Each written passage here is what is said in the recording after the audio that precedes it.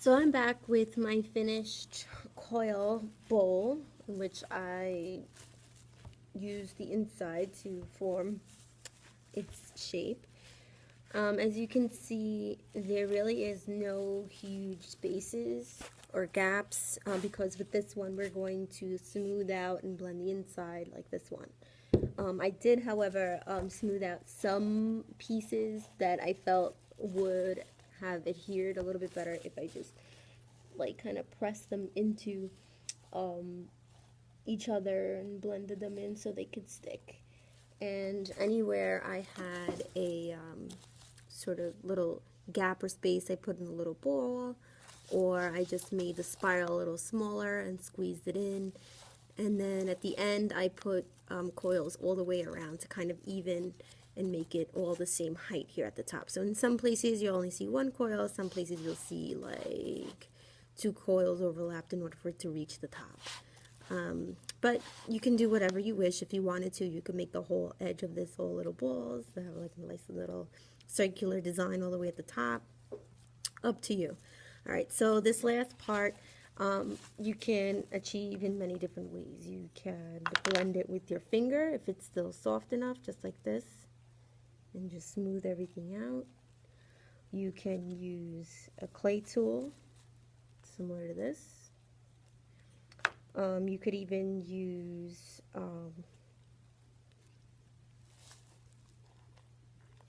sponge.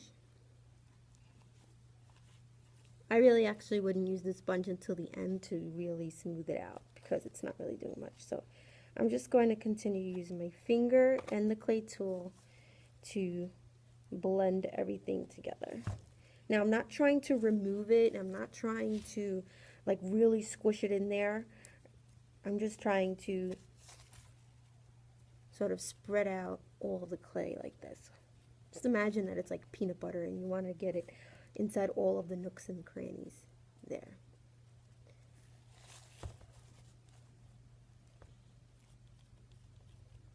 Now, obviously, you wouldn't do it on the side like this. I have to tilt it in order for the camera to show you what I'm doing. You would do it like this. But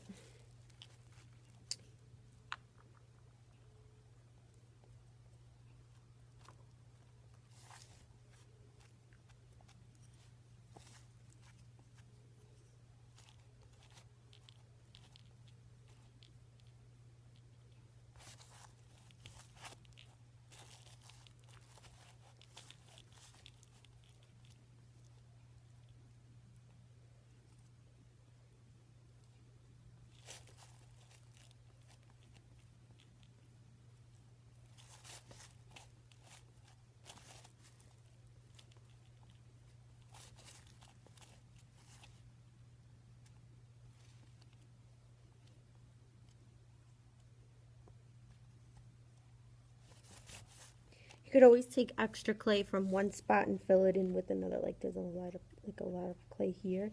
I could use that to fill in this hole down here.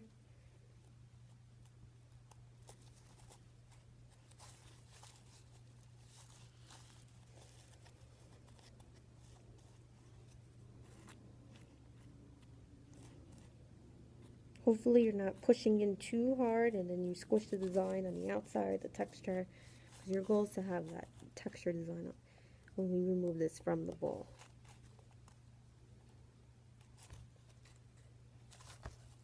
Alright, so I'm just checking that I covered all the holes. Don't forget the top. I'm going to use some water. Sometimes if it's too dry, add some water to it. That always helps, but not too much. You don't want this to get too soupy and gloopy and just turn it into mush. We want to keep those textures on the edges. Alright, so the whole thing sort of blended. It almost looks like, you know, like I said, like peanut butter spread around. And then you wet one of the sponges and this will really get it nice and smooth.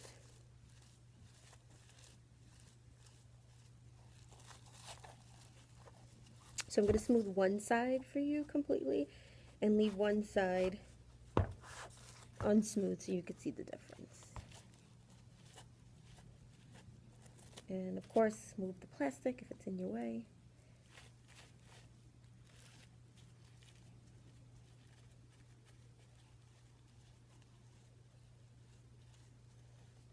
And you do the best that you can without damaging. So,